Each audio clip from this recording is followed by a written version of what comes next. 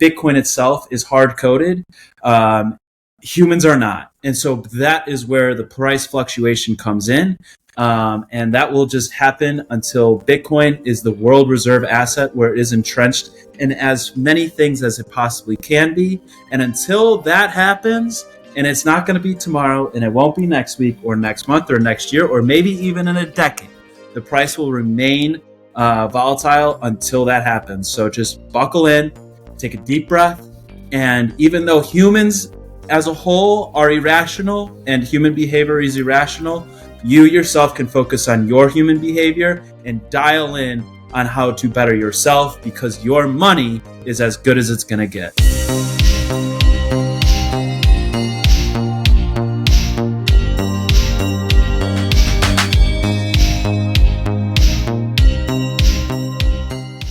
All right, so the interest story about this, I don't know how much. No, I won't say much details about this, but the thing is that when I was at home working, and they give me the package, and it's like, do you have like €9 and something, like in cash? I was like, no. Can I pay you with a POS? Can I pay you with card? And she says like, nope. It has to be cash, and it has to be the exact amount. I was like, man. Yeah, I was like, man, people don't pay anymore with cash. You pay everything with the phone. And some coins too? Yeah, with coin, it was like €9 and 13 cents. Wow. So it was very specific. You gotta go on the couch to find the coins. Yeah. I was like, shit, if they were accepting Bitcoin, this will be really easy. What more use case? Yeah, but luckily I have a bank really nearby my home. So I was like, what are you going next? I can go to the bank and then go whatever you are and pay for the bugs because I need it today. And she was like, yeah, I'm going to be like here and here. I was like, okay, I'm going to catch you. And that's There's no way anyone had cash to pay. There's no way. Yeah. So I went to the bank. And the other thing is that you cannot withdraw like, I just needed €10, and the machine says like, the ATM says like, nope, the minimum amount is €20. Like, damn it, really? and then luckily I have a friend that owns a bar, so I went there and I said like, can you give me a change for this cash because I need to pay? Yeah, but we have it here, so okay, we're good though. It's locked in. Yeah, I was going to ask, did you open it yet? No, I haven't. And the reason why I won't open it in this episode is because I'm going to do the unboxing and their review. So guys, nice. Context for this, because the audience already is listening to this or watching this. The difference between sponsorship and partnerships is that sponsorship, the company pay you for doing a review, whatever. But we're partners. So just like in real life, if you have anything that you don't like from your partner, you say it to make it better. Or if you love it, you say to the person and like say, congratulations. So that's what I'm going to do. So I'm going to review it. Yeah. So luckily we're partners. And be mean. If you don't like anything, you got to say it. Be honest. Yeah. I'll do it. No, I don't know if I ever told you, but my fiat job is to make Apple reviews. So without a company. So I love to do tech reviews. But nice. Yeah. But long story short, what I do is read them because we're like a team. So the ones that make the YouTube videos are other people, then are other ones that make the reviews, like an article in Spanish, and I'm the one that do it in English. So this is my first time doing it, but on video. So it will be fun. I love that. Yeah. So how was your holidays, guys, before starting the podcast? Anything that you want to share that it was fun? Yeah, no, holidays were awesome. There was a lot going on between family and friends and also work. We had to do a lot right before the launch to get the Jade Plus out. And we're still doing a little bit of catch up as of recording. We're a little behind on shipping orders out, but they'll all be gone out of our warehouse in the next day or two. So it shouldn't matter for the people listening. All right. What about you, Rick? How was your holidays? Yeah. I've got a 2-year-old and a 0-year-old, and so we had all the grandparents and everyone going crazy as usual. Presents every day. We have my mom's, my dad's, my mom and dad-in-law, just people everywhere giving presents and doing it day after day. And by the end, even the kids were just like, "No more gifts. Like, I'm tired of opening stuff." We got them like nothing because we knew that they were going to be covered from the grandparents and everything. So it was a lot of that, but fun. We're burned out. That's so cool. Yeah, it was very chill normally on holidays because I live abroad, so I have a lot of friends that also live here and they live abroad because they belong to other countries. Nice. So usually we make big dinners on Christmas, on New Year's Eve, but this year was actually really interesting. It was very chill. Everyone managed to go with their families, so it was very chill, very nice. Intimate with the families. Yeah, I love that. Yeah. And it's the first year that I'm not the host because every single year I'm the host. This year I rest from being the host. I love it, but it takes a lot of jobs. Right? Yeah. Okay. So this year you were just relaxing, feet up, hands behind the head, just relax. Yeah. Actually, after bells, after New Year's Eve, I was like, after New Year's, I went home and it was like 1:00. I was like, finally, I'm going to go to sleep at 1:00. But no, I slept like 3 a.m. or something. But anyways, it was fun. Love it. Yeah. All right, guys. So for the audience, so we have a plan and we're going to make 2-part episodes. The first one is going to be about self-custody. If you haven't seen previous episodes on this podcast, well, last year covered a lot of, backstories also about Blockstream. Rick and Drew came and we talked probably about everything that Blockstream has, like satellites, like Jade. Today we're going to talk about Jade Plus. We talk about satellites. We talk about Liquid. So how to set up even the Jade, the previous one, right? And then Drew came and talk about time locks and Miniscript and Liana. You probably see that one. It was by the end of 2024. And then we also discussed the new partner program. There's other episode with Blockstream, right? And there's a reason behind why there are many people from Blockstream here on this podcast. And it's because I like the audience to know the people I'm working with. I do the same stuff with BitBlock Bloom, with Gary Leland have been in the podcast as well. So, and I'll do the same with everyone that I work with, right? So it's going to be nice to know the people behind every project.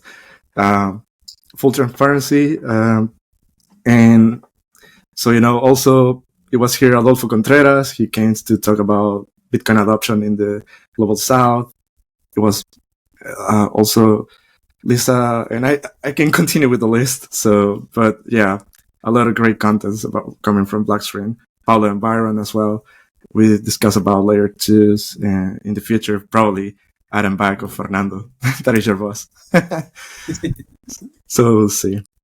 So yeah, guys, let's jump right into it. So for people that probably didn't see the previous episodes where you came, if you make a really small summary of your backgrounds and so people can a little bit know about you. Rich, you want to go first? Yeah, sure. So Rich Gramberg's the product manager of Jade. As you know, Jade Plus recently came out, so that's been majority of our time over the past year and a half or so. Been an awesome journey, and feel like we really wanted to incorporate the users' feedback from Jade V1, Jade Classic as it's now called, in its new device. So that's been my main focus for the past while now, and excited it's finally out in everyone's hands, or soon. That's awesome. What about you, Drew? I'm Drew. I run the store for Blockstream.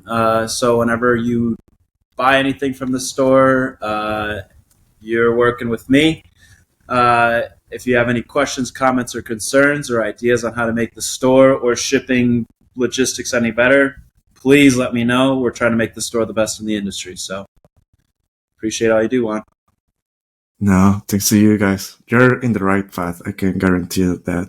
So my mission on this episode is to make one of the best of about self custody. That's why I invite you to the podcast. So I want to start with the basics. So for the people that are brand new, can you explain what is cold storage wallet and what is self custody? I don't know who wants to start. If Drew or Rick, I'll leave it to you guys. Rich, take it. Yeah, sure. Yeah, so I think it's important to first kind of understand how Bitcoin custody works in general. And a lot of people think that your Bitcoin lives in a wallet or something, and I think that's a confusing misconception. But your Bitcoin lives on the blockchain. And what your wallet really does is it's more of a key, and it allows you to unlock the vault on the blockchain to move your Bitcoin somewhere else. So self-custody is you holding those keys to be able to move the Bitcoin around instead of the exchange, Coinbase, wherever, who they have the keys to move your Bitcoin. And they're just giving you a number and a ledger telling you that this is how much you own. And so a cold wallet is a way of storing those keys in a very minimal attack vector way. So you could keep them on a phone, but that's internet connected, and a lot of software wallets are work that way. But you can also connect something called a hardware wallet or signing device, whatever you want to call it, which is super specialized device like Jade Plus that has the attack vectors locked down. It's designed not to leak your private keys. It has some interesting security features to make sure that you can't get those keys off of this device. And so cold storage would be that version of super secure, hard to get private keys, as opposed to keys living on your laptop or something, for example, which would be considered a hot wallet. That's awesome. And why will someone want to purchase a hardware wallet and actually take that leap, that responsibility, right, on, Sure, as opposed to trusting of a bank? Yeah, I mean, as we've seen with the past few years have seen some big blowups in the exchange custody world, even going back as far as 2013 with Mt. Gox. It's trusting a third party again, and especially with the space being so new, you saw with like FTX, for example, there's a lot of shady stuff still going on, and you don't really know who has your keys or who's truly holding your Bitcoin. You just own a number and a ledger. You don't actually own the actual underlying Bitcoin. So for people who want to make sure that they are the ones in control of their money, you can get something like a hardware wallet, which it is a little bit scary because your full responsibility, it's all on you to keep your funds safe. But it eliminates the extra risk, and you can kind of control the attack vectors yourself more, of where you store it and how you back it up and all those things. So a little bit placing the responsibility on you instead of making sure someone else can handle it, but also that opens up a lot of possible ways to lose your money too. Yeah. All right. And you start storing your Bitcoin with a seed phrase. So can any of you explain what is a seed phrase? Drew, take it. 2 and 2. Yeah, seed phrase. What's an easy way to describe it is the recovery words, the words that have it's the password to your Bitcoin. Essentially, that's the easiest way to describe it for a newbie. All right. Don't lose your password. Don't lose your seed words. Yeah, I think it's important for people to understand that again, with where is Bitcoin stored, your seed phrase is essentially this master, really, really long number. And the way that a lot of Bitcoin wallets work is everything is derived from this one really long number. And so you can get your addresses and your private keys from it. So your addresses are what you would give someone to receive your Bitcoin, and your private keys are what you would use to sign the transaction to send that Bitcoin. And so your seed, it's like if you lose your Jade, if you lose your phone, wherever the keys are stored, you can use that seed. It's just a long number. It's not connected to any database. It's not anywhere.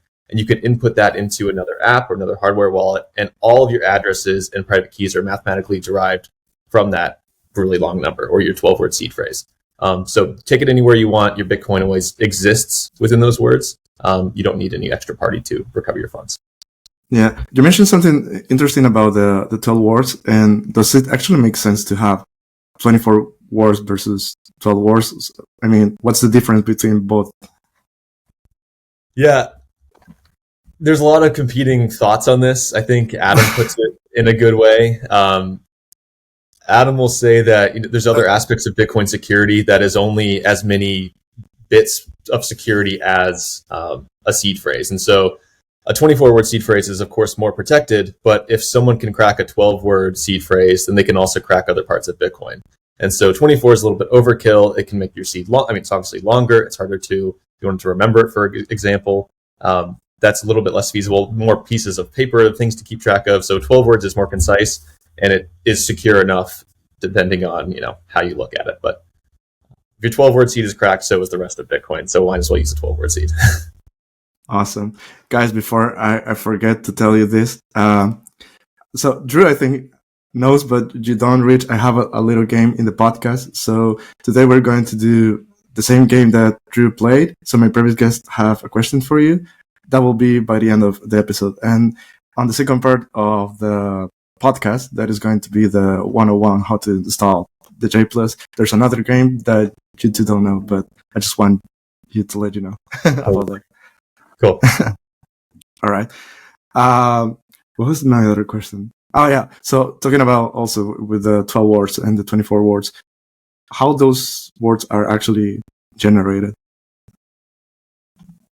Yeah, so on Jade, and it depends on what platform you use, but Jade will use a ton of different variables, the temperature of the chip when you're generating it, a bunch of RNG. It uses similar RNG as Bitcoin Core, of just ways to take a bunch of random variables and use them to essentially generate this really long number that we then encode into a 12 or 20 word seed for you. That's just a representation of all this random variable data that's trying to get something truly unique, because we know all the bit 39 seed words, which are the words that are possible to be used within a seed. And so if you think that, I could just try every version of that, that's a lot of attempts. And so we need a truly random number in order to make sure that there's some computer not trying to brute force. If you picked your own seed words, for example, and you picked Satoshi, key, I don't think key's an actual word, but you picked a bunch of words that you thought would be easy to remember, then someone's going to try that. And some computer will be trying that exact super easy to guess seed phrase, which is why you want something totally random. And that's what Jade will do for you. Awesome. I'm going to jump in here real quick, and Rich said RNG for the user. That's random number generator. All of the things that Jade uses to make your seed words is completely open source. You don't have to trust Blockstream or Rich or Drew from the podcast. We're not smart enough to make that. We're not here to steal your Bitcoin. You can read the source code yourself, and you can regenerate all of the code yourself. So again, this is not a sleazy marketing sales pitch. Don't trust, verify. Absolutely. That's one thing that I like, that these kind of projects are open source. And I think most of the people won't audit, go to watch the source, but there are people that are going to do it, and just the possibility that you have to go there and verify, that's what makes you trust in some way with the company, because you see what actually is working behind that. So yeah, sure. That's really important. Continue with Drew, because I loved your analogies. So let's explain for people that don't know what's the difference between a private key and a public key. There's the analogy of user, right, and the password, like when you log into the computer or with the mail, your email, or any social media that you have. How it works? What's the difference between both? Sure. So how do I easily explain this one? So your public key is kind of what you can be technical if you want. Yeah, well, then we're going to call in Rich. We're calling in Rich. So what's public? You need stuff in Bitcoin to be public in order to easily verify what's going on the blockchain. So easiest way to describe it, the public stuff is publicly facing, but no one in the world is able to steal what's behind, what's locked, or what is publicly facing. What you need is that private key, pretty self-explanatory. If you don't have that private key, the publicly facing stuff is not able to be sent or able to get the secrets of what's behind all that data. Is that good enough, Rich? You said it. I mean, your public key, you could also say, we use addresses now, but your public key is essentially the label on the vault in the blockchain, and your private key is the key that unlocks that vault. And so you have all these different addresses sitting there on the blockchain. that are just labels of how much Bitcoin is in this address. Again, I'm simplifying things. It's not really how it works, but it's a label of an address. How much money is in there? You just can't unlock it without your private key.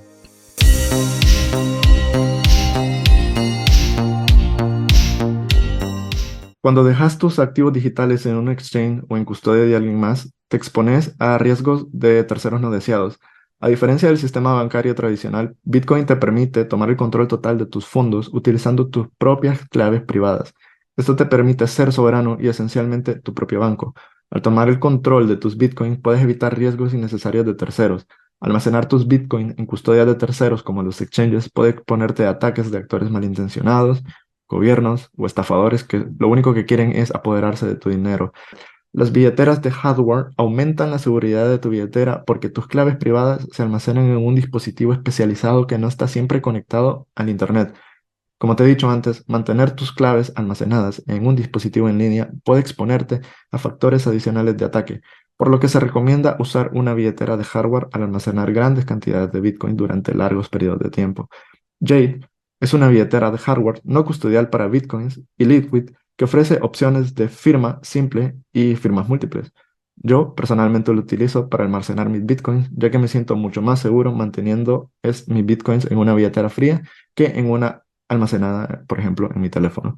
Si estás pensando en adquirir uno para ti, no olvides utilizar el código de descuento de nuestro show, BitCorner Podcast. De esta forma estarás apoyando directamente el show y además obtendrás un 10% de descuento para la compra de tu billetera fría.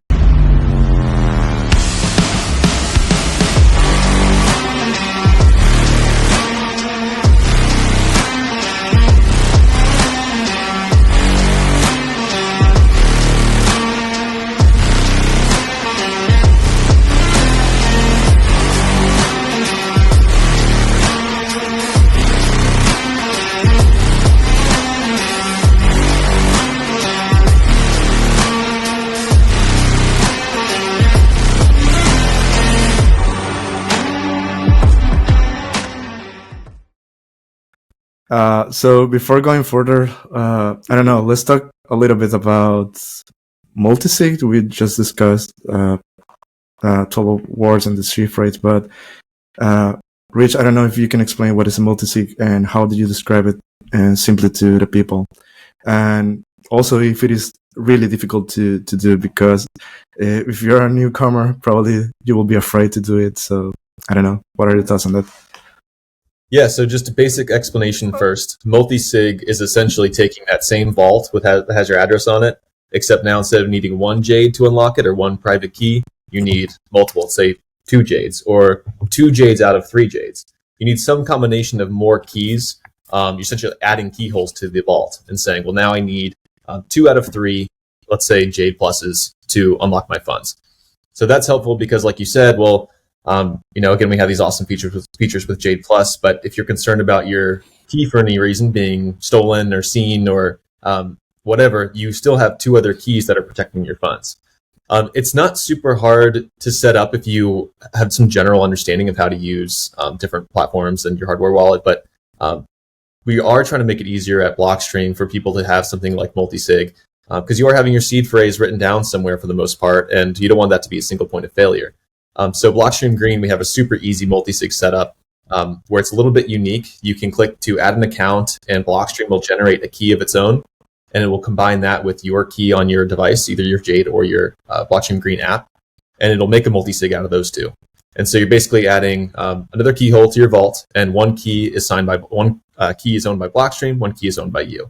And you need both of them to spend funds. That might concern people at first. Well, that Blockstream holds my funds. No, they don't. They still need your sign off with your key.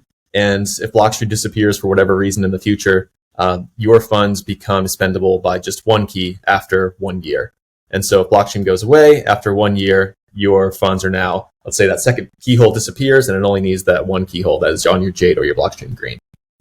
So yeah, that's the answer to your question. Yeah. Actually, I want to complement this question with another question. This one is also for you, Rick, because I know the point of view of Drew. But what happens when you passed away with your Bitcoins?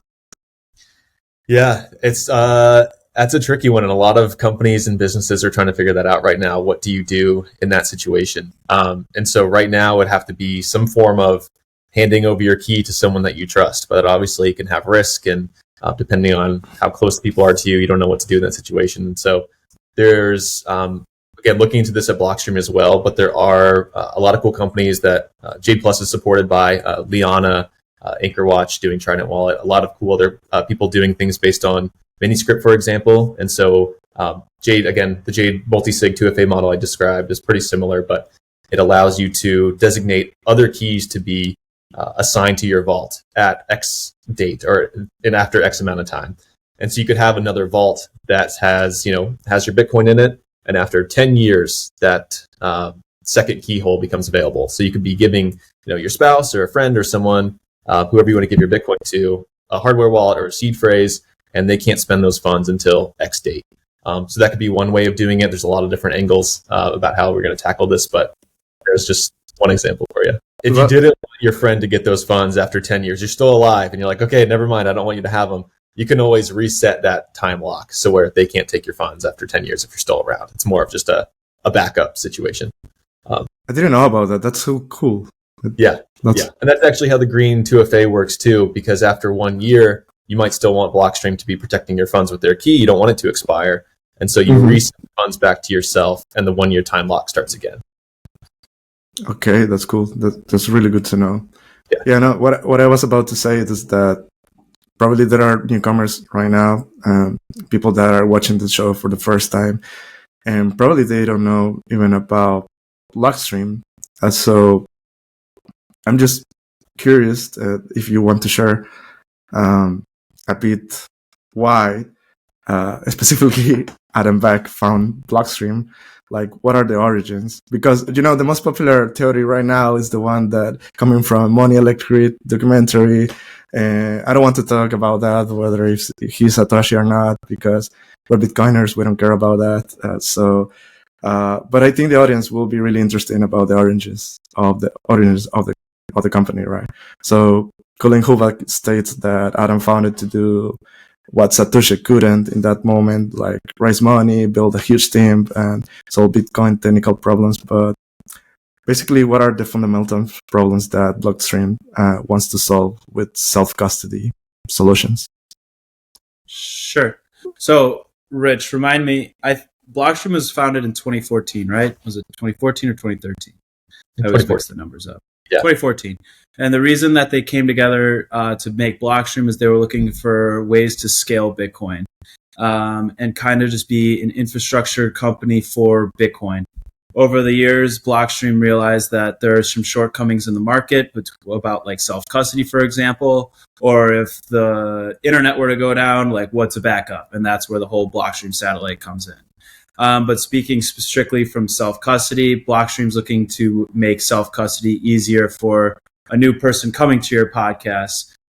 So instead of people coming to Bitcoin being scared because the news told them to be scared about self-custody, Blockstream's saying, hey, self-custody sounds scary. Trust us. It's not scary. And here's 3-4 reasons why it's not. And here's how you do it. And you could be set up in a minute or less. That's what Blockstream is here to do. And Rich and I are focusing on making that easier for everyone in the world. So that's the fun part of Blockstream. You also mentioned satellite. Oh, sorry. But before that, do you want to add something, Rich, about that? Or it's cool. That all sounds great. I think taking it one step further is we've added the buy Bitcoin feature in green recently. And so I think that was something missing is we'd like to be the app where you can go and have your entire journey. You don't need to get other exchange apps and send them to your green wallet. You can do it all from there. So yeah, as Drew said, we're making it easier and easier. So you're ready. Yeah. No, because what I wanted to say is that the other day I was watching, I don't remember if it was Twitter, X, or the website, but it was I think it was X, and I saw this post about the package about the satellite. So I think I asked you last year about satellite in general, but I'm gonna add this post. I'm gonna research about it so people can watch it.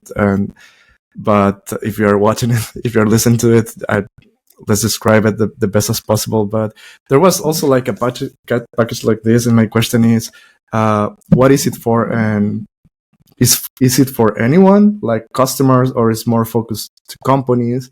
What is exactly this product? Because I think it was really cool, and it was very expensive as well. Yeah, so the Blockstream satellite is it's probably not meant for the average user or new user coming to Bitcoin. Straight up, if you're new to Bitcoin, don't buy it. Respectfully, wait a little bit to learn what Bitcoin is. Take self-custody first. There's layers to Bitcoin. Just take your time with it. The satellite is definitely catered towards more like the professional, like the seasoned veterans of Bitcoin, the hobbyists of Bitcoin, and even companies of Bitcoin.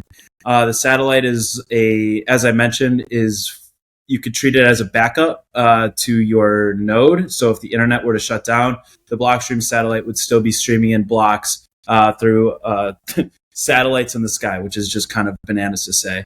But yeah, it's a $500 kit that we would ship to you, and it takes a little bit of technical prowess to set it up. It's a backup in case the internet goes down. Awesome. And the other question is that now that I have seen the launch of Jade, this new version, I have seen that a lot of Bitcoin maxis are giving quite well reviews about it. They like it. Even Samsung Mao make a small unboxing. Apparently he liked it. I'm gonna review it as well, but it seems like it's one of the most favorites around Bitcoiners. So why do you think that is?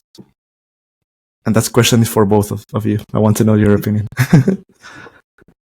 I'll go first. I think the original Jade came out January of 2021, it came out at a super awesome price point. Over the years, the Jade Classic, that's what we're now calling it, is started to pick up some. Look at that, Juan's got it in the background. The Jade Classic has picked up some momentum just through it being a solid device at a reasonable price point. The reason that we came out with the Jade Plus is the community came to us and said, hey, this is not great. The screen's not awesome. The build is not the best feeling in the world. And we at Blockstream kind of were taking notes the entire time for the last couple of years saying, all right, we kind of have to fix this. It's not necessary right now, but when we do come out with a new one, this is what we're going to implement. And so after years of taking critiques and feedback, over the last year and a half, as we've been building this out, we've been bringing in screenshots, bringing in emails, everything that all of the community members, all the business partners have said, and we built on that. And so that is what the Jade Plus is. And so I think that's why the community is so well receiving to the product now. They see that we have taken their critiques, not personally, but we read the critiques, we hear your critiques, and that's why, Juan, when you said that you're going to review the new Jade Plus, critique it. We're taking notes. We might not tell everyone personally, hey, we hear you, so please say what you want, because then if and when we make a new device, we will implement it. Yeah, and we have one of the men behind the project, so here's Rick. Never know. Yeah. Yeah. So, what is your opinion about? Drew, I think, said it all super well. Jade Classic, same or much lower price point than all the competing devices in that kind of entry-level area, except we have all the features that $150, $200, $300 devices have on this Jade Classic. You have air-gap transactions, you have all the advanced functionality you'd really ever need so for a veteran user. So it's a great entry-level device that will grow with you your entire journey. You don't need to get another hardware wallet when you decide you want to mess around with QR transactions or something, which is not possible anywhere else near the price range to have Bluetooth, USB, QR, things that people want to play around with and might not be ready for at first, but again, don't need to buy another one when you eventually do want to. So Jade Plus is just the more premium, I guess, version of that. So people who want to have the more premium build, larger screen, ready to kind of grow in their journey, or just this is a good place to start as well, just because it is so much a little more user friendly, better controls, bigger screen. again, just building off the classic, really, and adding some awesome new features like genuine check, like Drew mentioned. Yeah, actually, you took the words out of my mouth, because I was going to ask you, because every year, like, especially I think in mobiles, there's a new iPhone or everything with new features, and normally people change it every year. I think nowadays it's more like every 5 years. I don't know in the United States, but here in Europe, like every 5 years, mostly. So my question is, like, does cold storage go obsolete? Because if someone is watching and thinking, all right, I'm gonna take a shot and I'm gonna buy one, so on Jade Plus today, so will it continue working in 5 years, in 20 years, or more from now? So yeah. So Blockstream is going to still support Jade Classic for the foreseeable future. We have no end date in sight to stop selling or supporting that device. And then your just general question of, is cold storage going away? No, those seed words, unless something changes in Bitcoin itself, those seed words that your hardware wallet, whether it's Jade, Jade Plus, or any other of the hardware wallets out there, those seed words are going to be in Bitcoin forever. Like I said, something dramatically would have to change within Bitcoin for that to not work. So those seed words are still going to work, whether the hardware wallet itself works in 20 years.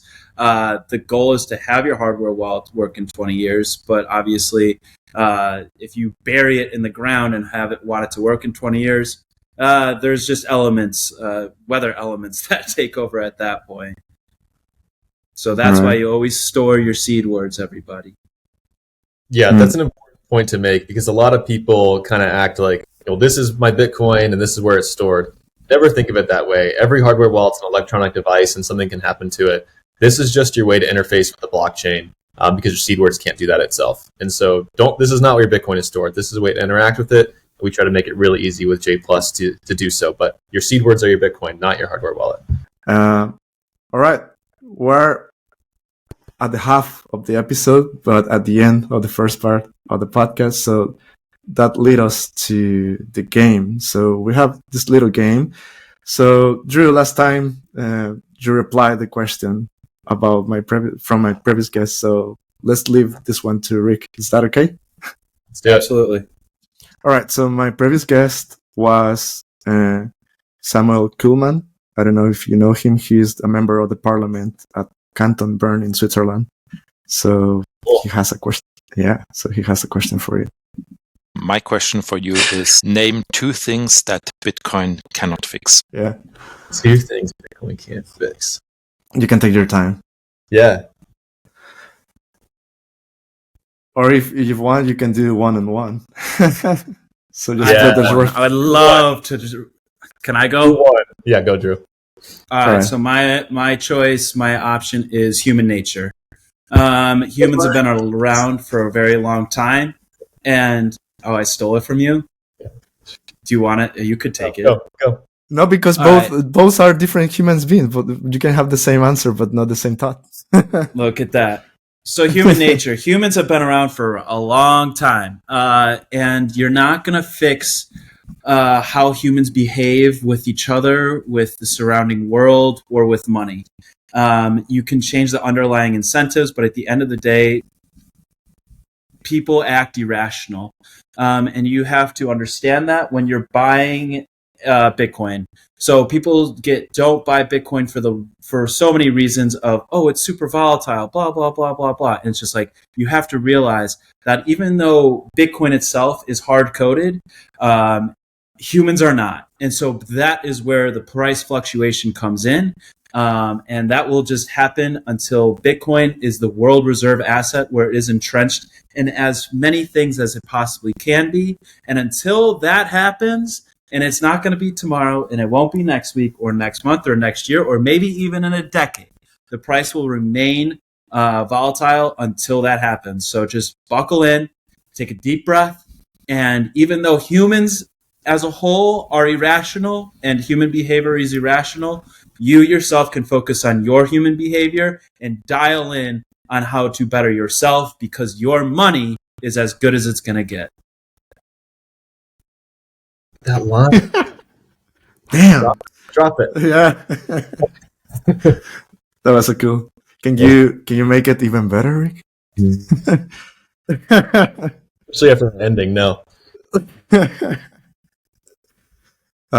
still wanted to reply because he says two things, so Yeah. I mean, I guess similar to Drew, like, yes, like bad and corrupt money is going to outflow to the rest of the world, like as we've seen. And I think that there's a lot of like Bitcoin, like super idealists of Bitcoin will solve, bring world peace, and like there will never be another problem again. And I think that sure, Bitcoin, like having a solid backing to the foundation of like everyone's time and effort and energy is obviously going to be huge. But you can't expect there to also be a change in, like Drew said, complete human nature and people like doing things for the right thing and looking out for other people and not being selfish about things and like trying to make the world a better place is still not going to be directly solved by Bitcoin. As I know it's a smaller group, but a lot of people think that everything will be perfect and better once we're on a Bitcoin world Bitcoin standard. And so just the way that we interact with each other and look out for each other is not necessarily going to be perfectly fixed, but I do think that having solid backing behind, everyone's time and energy in the form of money is going to at least help. That's awesome. But that's great. So yeah, I'm gonna tell you now who's my next guest, so you can think about the question, and if you have something in mind, you can say it now, or if not, in the end. Cool. I hope not to forget. So my next guest, actually, Drew, if you want, also you can make a question. So because sometimes the people have two questions. Awesome, both are great questions, guys. I'm gonna deliver to them. Thank you very much. Cool. All right, let's gonna wrap it up this first part. So I don't know anything that you want to add. I made a lot of questions about self-custody, but I don't know if I asked everything that it came to my mind because I made a list, but probably I'm leaving something behind. So I don't know if anything that you want to add. Now's the time. I have one last thing on self-custody in general. If you are new to Bitcoin, and this is your first Bitcoin podcast you ever listen to, what mainstream news and what your family tells you about self-custody, being like, oh, you better not do that. You better not get into Bitcoin because you'll lose all your money because you'll lose the password. Understand that this is very short-sighted and misinformed people telling you what to do with your life. What Bitcoin has allowed the average person to do of self-custody is revolutionary, and you should not take that lightly. It is a total privilege and beyond exciting times to live, allowing you to self-custody your money, your time in a non-inflationary asset. It is the greatest time to ever live, in my humble opinion, and you should self-custody not because you can, but because you want to. Be empowered. That's awesome. One-liner. That's true. Yeah. Rick, anything that you want to add? Yeah, building off that maybe a little bit, try it out. Like if you have funds on Coinbase or something, send $50 over. Just try something and get comfortable with it. You don't need to jump in all at once. Like we definitely don't want you making a mistake. But once you're comfortable with it, it's not scary. And I think that's the main thing of just getting used to it, trying it out, messing around with Multisig with tiny amounts of test funds, for example. Go back and forth until you feel comfortable and you're ready to move your whole stash over. No one's saying go up 0 to 100 right away if you're not comfortable with that. There's no reason that you can't just spend time getting used to it, practice, get really comfortable, and then go for it. Absolutely. Actually, you know what? These holidays, I didn't orange pill because they were already orange pill, but I have some family members that invested in Bitcoin, but they never made self-custody or even to have it in a hot wallet. They have it in an exchange, even though I tell them like never have your Bitcoin in an exchange, right? But finally, I think the message it's finally being delivered. Yeah. So I was with these family members and I showed them, like, I told them, like, let me give you some free sats so you can have it on a hot wallet so you can be comfortable doing it. And so they can see that how easy actually it is, because I think it happens to everyone, right? At the first time that they are so afraid that you're going to lose money. So, and I told them like, no, let me send you 25 sats and then you can send it back, or so you can watch how it works.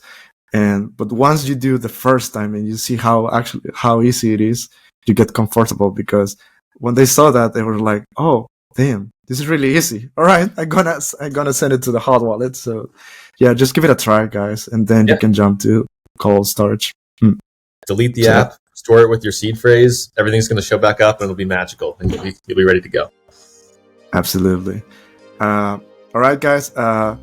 So this is the first part of the episode. See you next week, and I hope you enjoyed. If you have any questions, leave it on the comments and we will reply back. So next episode is going to be all about Jade Plus, how to set up and everything. We have the best guys possible here. So yeah, see you next week. Ciao.